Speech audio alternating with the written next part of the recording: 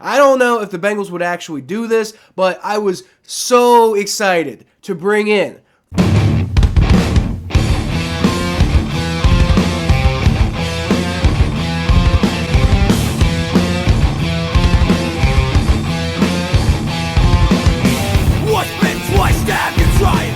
Welcome to the jungle, everyone. I'm Kyle Phelps, and this is the reality where real life is basically just Madden.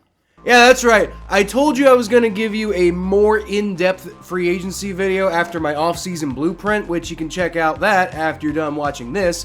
So, here that video is. But before we get into all my free agency moves and breaking them all down, I'd just like to ask that you like the video and subscribe to the channel if you're enjoying the content. It really helps my channel grow, and it helps you know when all of my content comes out. So let's get some preliminary things out of the way first. Like the first video, I'm using Fanspeak's free agency simulator and Spotrac to put my numbers together here. I'm not just coming up with this stuff off the top of my head and creating a world where the Bengals are in like this idealized free agency version of what I want, right? These are numbers that all of the major sources agree with. And second, I'm going to try to hit that sweet spot between what I think the Bengals are actually going to do and then what I would do, right? Like, it's not 100% trying to predict what the Bengals are going to do, but it's also trying to be realistic, right? All that said, I'm going to start by talking about the internal free agents. The Bengals have already re-signed a couple of depth guys in Joe Bachie and Jalen Davis. Personally, I really love the Bachie re-signing. He might be the single most underrated player on the entire team. Like, he could start. I feel like he could start. He won't. He won't. That's never going to happen. But he could start.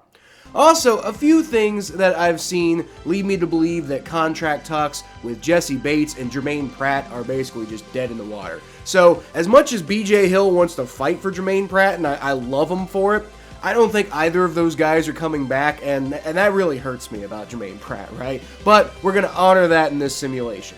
On that note, I restructured Joe Mixon, DJ Reader, Trey Hendrickson, Tyler Boyd, Sam Hubbard, and Alex Kappa in this simulation. So I brought back Joe Mixon for $8.5 million a year, and I gave Joe Burrow a $48 million per year extension that's backloaded very much like Patrick Mahomes. I also extended T. Higgins at $20 million a year, DJ Reader, Tyler Boyd, and BJ Hill. Brought back Trent Taylor, Hayden Hurst, Von Bell, Trey Flowers, and Eli Apple. I also very specifically did not re-sign Samaje Perine because I feel like there's some guys in the draft I really like, and I think we got a good deal out of Mixon's restructure.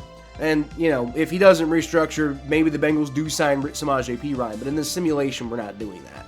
So, all in all, that leaves us with about $40 million in available cap space. We definitely won't need all of that, because as you can see, we don't really have a lot of holes that need to be filled on this team immediately, and a lot of the ones we do can be solved slowly through draft and development. So, I want to use free agency to shore up depth at positions like tight end, defensive line, offensive line, and maybe wide receiver. The only position that I feel we desperately need to restore some firepower at is at linebacker after we're losing Jermaine Pratt, right? But I think the reason you move on from him is to avoid spending too much at a position that has really lost a lot of value in recent years. Plus, I really like Akeem Davis-Gaither, so I feel like we can afford to worry about linebacker more like in the draft, unless we find a really amazing deal somewhere, which I didn't. I'm going to stick to my original plan here and focus on value short-term solutions in free agency. Frank Clark is available, but I'm not necessarily looking to bring in starters for starter pay, right? So originally I brought in Dante Fowler Jr. in my blueprint video for like a rotational pass rushing piece, and I still want to do that. According to Spotrac, I can pretty much bring him in for about $7 million over the course of like 2 years, so let's do that. I also want to bring in former Ravens tight end Josh Oliver, who was PFF's second best run blocking tight end in 2022. He's not going to threaten Hayden Hurst for the star role or anything like that, right? But he'll definitely shore up some of that edge protection, which the Bengals really kind of desperately need. Will Clapp from the Saints would be a really good replacement for Trey Hill, whom I never really understood the coaching staff's fascination with in the first place. I'm not trying to replace Ted Karras here or anything like that, but definitely trying to shore up that depth. So if the offensive line gets some major injuries again, we still feel like it's been fixed. I did make one massive splash in free agency this year, though, guys. I don't know if the Bengals would actually do this, but I was so excited to bring in former Ravens and Chiefs left tackle Orlando Brown Jr. It cost me roughly $22 million a year, but frankly, I already did everything else I set out to do in free agency, and we're still left with like $15 million left to play with throughout the season, which feels like a very Bengals thing to do, right? My plan with Brown is now you've got Jonah Williams, La'el Collins, and Orlando Brown to do cool stuff on the edges.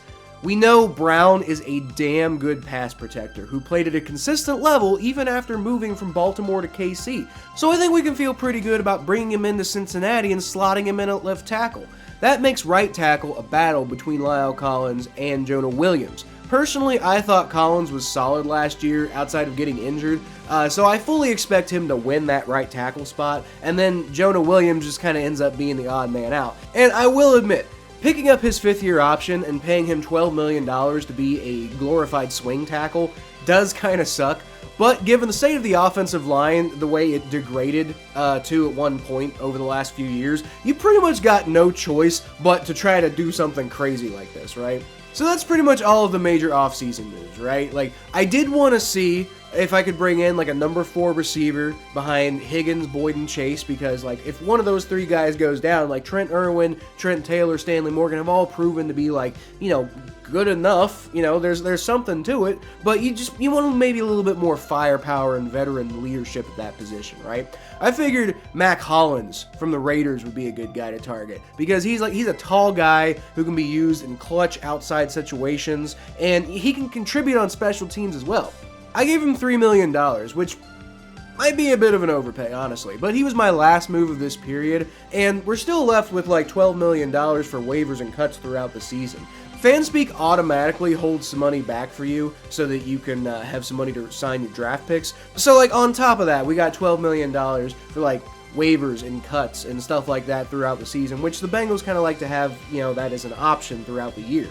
So that's my plan for free agency, guys. Here is a full overview of all of the moves that we made. Let me know what you guys think in the comments below, and I'll feature the best ones in my next video, like this one from Mikey Saints Fan for Life, who said on my blueprint video that I mentioned earlier, "You're welcome for Trey Hendrickson and Von Bell." Hell yeah, Mikey. Von Bell might be my absolute favorite player on the Bengals. I don't have his jersey, and I really want it.